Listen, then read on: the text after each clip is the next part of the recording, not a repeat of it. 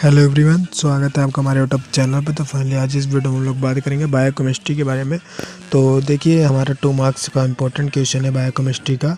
तो अभी फ़िलहाल तो मैं घर पे हूँ नहीं, अभी मैं ट्रेन में हूँ, बट फिर भी मैं सोचा क्योंकि इसको कवर करा दिया जाए, क्योंकि अभी थोड़ा सा ना दिक्कतें हो रही हैं और कवर नहीं करा पा रहा हूँ, क्योंकि कम लोग कमेंट आ रहे हैं कि नोट्स प्रोवाइड करवाइए। तो अभी हम लोग स्टार्ट करेंगे बायोकेमिस्ट्री का 2 मार्क्स का मोस्ट इम्पोर्टेंट क्वेश्चन। ठीक है, तो यहाँ पे देखेंगे डिफाइन बायोकेमिस्ट्री। बायोकेमिस्ट्री क्या होता है?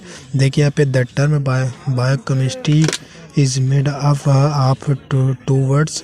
देखिए यहाँ पे बायोकेमिस्ट्री जो होता है 2 वर्ड्स के होते हैं। देखिए बायो मीन्स क्या होता है? लिविंग बीइंग्स, और केमिस्ट्री मीन्स होता है केमिकल रिएक्शन। ठीक है, बायो मतलब क्या होता है? लिविंग बीइंग्स, और केमिस्ट्री मतलब होता है केमिकल रिएक्शन। ठीक, तो यहाँ पे देखिए biochemistry is simply defined as study of all chemical reaction and process occurring inside the living beings. ठीक है, नेक्स्ट हम लोग नेक्स्ट क्वेश्चन देखेंगे डिफाइन बायोमोलिक्यूल्स। बायोमोलिक्यूल्स क्या होता है, इसके बारे में बात करें तो the molecules that occur naturally inside the living organism of term and biomolecules. ठीक है, तो जनरली देखिए यहाँ पे देखा जाता है बायोमोलिक्यूल्स कंटेन्स CHNOPS।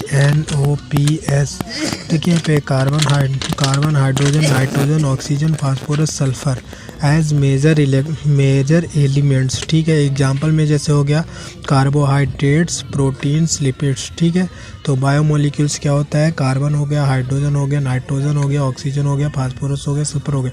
तो ये मेजर एलिमेंट्स होते हैं जो इसके एग्जांपल्स में होते हैं कार्बोहाइड्रेट्स, प्रोटीन और लिपिड्स हो गया। ठीक, नेक्स्ट क्वेश्चन हमारा है डिफाइन कार्बोहाइड्रेट। कार्बोहाइड्रेट क्या होता है, इसके बारे में बात करें तो देखिए यहाँ पे कार्बोहाइड्रेट्स आर द मोस्ट देखिए abundant naturally occurring organic compound in nature. ठीक, ऑर्गेनिक कंपाउंड इन नेचर। देखिए यहाँ पे they are simply defined as biomolecules containing carbon, hydrogen and oxygen is the ratio. देखिए यहाँ पे इज द रेशियो ऑफ 1/2 देखिए 1:2 और 1:1। ठीक है, ये होता है इसका रेशियो। यहाँ पे they are also known as hydrates and carbons. देखिए हाइड्रेट्स एंड कार्बन। देखिए यहाँ पे डिफाइन कार्बोहाइड्रेट्स क्या होता है, इसके बारे में बात करेंगे। यहाँ पे कुछ बायोमोलिक्यूल्स होते हैं बायोमोलिक्यूल्स, जैसे कि कार्बन हो गया, हाइड्रोजन हो गया, ऑक्सीजन हो गया, ये सारे इसके बायोमोलिक्यूल्स होते हैं जो कुछ रेशियो पे काम करता है 1:1 सॉरी। तो इस तरीके से काम करता है, इसको आप देख लीजिएगा। और हम लोग बात करेंगे 4 नंबर क्वेश्चन के बारे में। तो इसके बारे में बात करें तो यहाँ पे आप देख सकते हैं क्लासीफाई कार्बोहाइड्रेट। कार्बोहाइड्रेट क्या होता है, इसको क्लासीफाई करना है। यहाँ पे देखिए मोनोसेकेंडरी, इसके सिंपल फ्रॉम शुगर। ठीक है, डाइसेक्राइड क्या होता है? 2 मोनोसेक्राइड यूनिट्स होता है। ठीक है, ओलिगोसेक्राइड क्या होता है? 2 से 10 मोनोसेक्राइड यूनिट्स होता है। पॉलीसेक्राइड्स क्या होता है? मोर देन 10 मोनोसेक्राइड, ठीक है, यूनिट्स होता है। ये फिर हमारा 5 नंबर क्वेश्चन आता है define biological rule of carbohydrate. Biological rule of carbohydrate क्या होता है, इसके बारे में बात करेंगे। They are the most एब्डोमेंट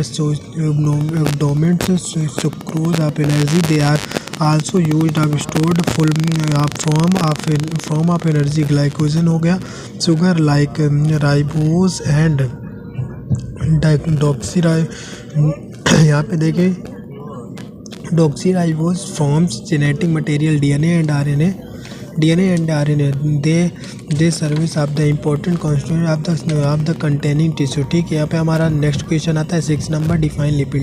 lipid क्या होता है, इसके बारे में बात करें तो the word lipid is derived from Greek word. देखिए यहाँ पे कुछ ग्रीक वर्ड होते हैं लिपिड का, जैसे कि फैट हो गया, लिपिड हो गया। To defined as the organic substance that relatively insoluble insoluble in water but soluble in organic solvent. ठीक है, तो ये हुआ हमारा। फिर हमारा नेक्स्ट क्वेश्चन जो आता है वो होता है क्लासीफाई लिपिड। लिपिड क्या होता है, इसको क्लासीफाई करना है। तो ये देखिए यहाँ पे सिंपल लिपिड हो गया, कंपाउंड लिपिड हो गया और न्यूट्राइव्ड लिपिड हो गया। सिंपल लिपिड क्या होता है इसके बारे में बात करें तो Easter of the fatty acid and alcohol. ठीक है, और नेक्स्ट हमारा कंपाउंड लिपिड होता है। कंपाउंड लिपिड क्या होता है इसके बारे में बात करें, ester of the fatty acid and alcohol containing eight. ठीक है, फिर हमारा ड्राइड लिपिड क्या होता है इसके बारे में बात करें, dried from simple and compound lipid. ये होता है हमारे इसके क्लासीफाई लिपिड। ठीक है, अगर क्लासीफाई लिपिड क्वेश्चन में पूछा जाता है तो आपको इस तरीके से लिखना है। ठीक है, सॉरी। नेक्स्ट हमारा 8 नंबर क्वेश्चन है define biological role of lipid. ठीक, बायोलॉजिकल रोल इसके बारे में बात करेंगे। देखिए यहाँ पे क्या है, they are used of the stored from energy the membrane of the made of lipid, they are procedure of hormones, they help of abdominal of the fat soluble vitamin. ठीक, ये हमारा 9 नंबर क्वेश्चन है। Define fatty acid. Fatty acid क्या होता है इसके बारे में बात करें, द लॉन्ग चेन का देखिए यहाँ पे hydrocarbons that contain carboxylic acid group at the end are known as fatty acids. They are the building blocks of lipid. ठीक, आगे हम लोग 10 नंबर क्वेश्चन दिखाएं। डिफाइन यमफा एंड फूफा। तो इसके बारे में बात करेंगे। तो गाइज़ अभी मैं ट्रेन में हूँ, आपको पता होगा, नहीं पता है तो बता दे रहा हूँ। तो अभी ट्रेन में हूँ, कोई भी वॉइस में हो सकता है, कुछ और भी नॉइस आ सकती है, तो उसके लिए सॉरी बोलता हूँ। क्योंकि अभी कमेंट्स आ रहे थे तो मैंने सोचा क्यों ना वीडियो को रिकॉर्ड किया जाए, क्योंकि अभी कल का भी दिन मेरा ट्रेन में ही जाने वाला है। तो इसकी वजह से मैंने सोचा कि आज वीडियो रिकॉर्ड कर दिया जाए, जिससे कल ये वीडियो अपलोड हो जाए। हो सकता है थोड़ी सी वॉइस ख़राब हो सकती है, तो उसके लिए क्षमा चाहता हूँ। और वीडियो पसंद आए तो वीडियो को लाइक कर देना, और चैनल पे नए हैं तो चैनल को ज़रूर सब्सक्राइब करना गाइस। ठीक है, तो देखिए यहाँ पे 10 नंबर क्वेश्चन के बारे में बात करा जाए। मीफा क्या होता है, मोनो। देखिए मोनो अनसैचुरेटेड फैटी एसिड। ठीक है, देखिए यम से हो गया मोनो, यू से हो गया अनसैचुरेटेड फैटी एसिड। ठीक है, एफ से फैटी हो गया और ए से एसिड हो गया, मोनो अनसैचुरेटेड फैटी एसिड। और एफ से क्या होता है, पॉली अनसैचुरेटेड फैटी एसिड। ठीक है, ये हमारा हो गया 10 नंबर क्वेश्चन। अगर इस तरीके से क्वेश्चन आ जाते हैं क्वेश्चन पूछ लिया जाता है तो आपको इसके बारे में पता होना चाहिए। ठीक है, इसको आप देख लीजिएगा। नेक्स्ट हमारा क्वेश्चन आता है 11 नंबर क्वेश्चन। इसके बारे में बात करें, डिफाइन न्यूक्लिक एसिड क्या होता है। देखिए, nucleic acid are naturally occurring primary information carrying biomolecules that forms genetic material. They are made of nucleoids. ठीक, 12 नंबर हमारा क्वेश्चन आता है fatty classify various type of nitrogen base. Various type of nitrogen base क्या होता है इसके बारे में, they are of mainly 2 types. देखिए यहाँ पे प्यूरिन्स हो गया। प्यूरिन्स क्या होता है, एडेनिन और ग्वानिन। प्यूरिन्स में हमारा आता है एडेनिन, ग्वानिन। और पायरिडीन में क्या होता है, यूरासिल, थायमिन और साइटोसिन। देखिए यहाँ पे adenine, guanine, thymine, uracil, cytosine, ये होता है हमारे पूरे। तो इसमें देखिए प्यूरिन में हमारा आता है एडेनिन और ग्वानिन। पायरिडीन में हमारा क्या आता है, यूरासिल, थायमिन और साइटोसिन। ठीक है, तो ये इसके टाइप्स हो गए। ठीक है, इसको आप देख लीजिएगा। 13 नंबर क्वेश्चन हमारा आता है what are the various nitrogen based from in DNA and RNA. DNA and RNA क्या होता है इसके बारे में बात करें तो देखिए, DNA adenine, guanine, thymine, cytosine होता है। ठीक है, डीएनए जो होता है हमारा एडेनिन, ग्वानिन, थायमिन, साइटोसिन होता है। और आरएनए हमारा क्या होता है, एडेनिन, ग्वानिन, यूरासिल और साइटोसिन। ठीक है, तो इन दोनों को ध्यान में रखना है। Question is the very most important. ये क्वेश्चन बहुत ज़्यादा मोस्ट इंपॉर्टेंट है। ठीक है, ये क्वेश्चन भी पूछ लिया जाता है। आगे हम लोग बात करेंगे define biological role of nucleic acid. Nucleic acid क्या होता है इसके बारे में, बायोलॉजिकल रोल इसका क्या है उसके बारे में बात करेंगे। तो देखिए यहाँ पे define DNA is basic structure and function of unit early of the RNA molecules of the responsible for protein synthesis. Sorry guys, अभी पूरी रात सोया नहीं हूँ, फिर भी क्या बताएं।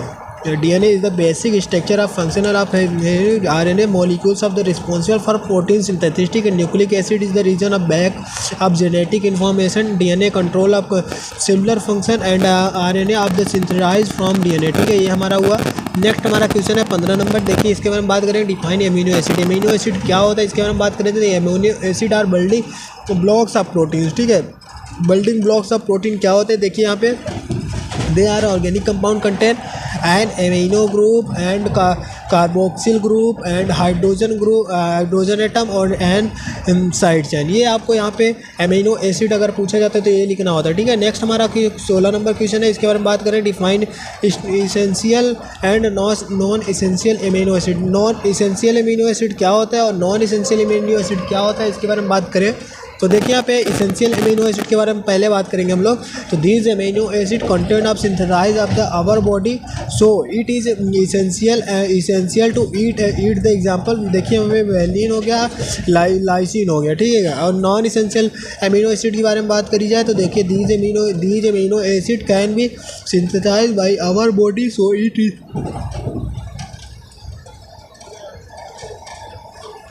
is not essential to eat them। Example में हो गया एलिनिन और ग्लूटामेट। ठीक है, ETC। फिर हमारा 17 नंबर क्वेश्चन आता है, define biological role of amino acid. Biological role क्या होता है एमिनो एसिड का, इसके बारे में बात करी जाए। Amino acid service as building blocks of protein, they are service procedure of hormones, purines, vitamin, etc।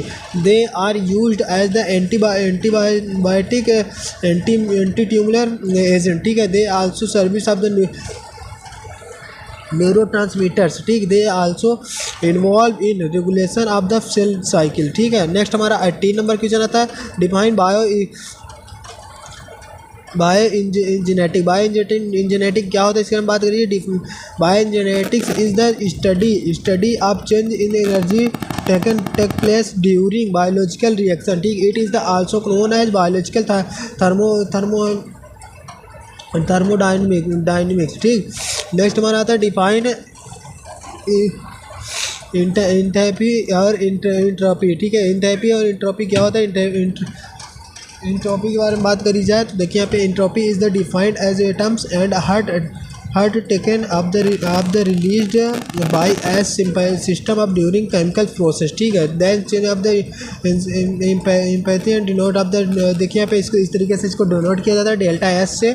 और एंट्रोपी क्या होता है, entropy is the simply defined as the random of the system and the change of the energy of the denoted by DS, delta S से हमें इसको denote करते हैं entropy को। और नेक्स्ट हमारा 20 नंबर क्वेश्चन है, define free energy of the grapes of energy. इसके बारे में बात करिए, the free energy of the system of the energy of the actually available to do work. ठीक, change of the grapes of the energy of donated by delta G। ठीक है, define relationship of the between change of free energy enthalpy and entropy. इसके बारे में free energy के बारे में, enthalpy and entropy के बारे में बात करी जाए, डेल्टा G बराबर डेल्टा S माइनस delta S T delta S। ठीक, डेल्टा जी क्या होता है, देखिए यहाँ पे change in graphs of free energy, delta S change in energy, T हमारा टेम्परेचर ऑफ एविलियन और delta S change of empty. ठीक है, ये हमारा होता है 22 नंबर क्वेश्चन आता है हमारा, the redox proteins. Redox proteins क्या होता है, redox protein simply of the measure of the terminology redox couple of the donate or accept electrons under strain containing, it is also known as oxidation and reduction proteins। ठीक, हमारा next 23 number question आता है, define exothermic reaction. Exothermic reaction क्या होता है, exothermic से reaction represents of the reaction. देखिए यहाँ पे exothermic release of energy also not of the energy of beginning of reaction, they are also known as exergonic reaction. ठीक, हमारा 24 number question आता है, डिफाइन इंडोथर्मिक रिएक्शन हम लोगों ने देख लिया इसको, non process of endothermic reaction. इसके बारे में देख लीजिएगा। 25 नंबर क्वेश्चन। वीडियो थोड़ा सा लंबी हो रही है गाइस।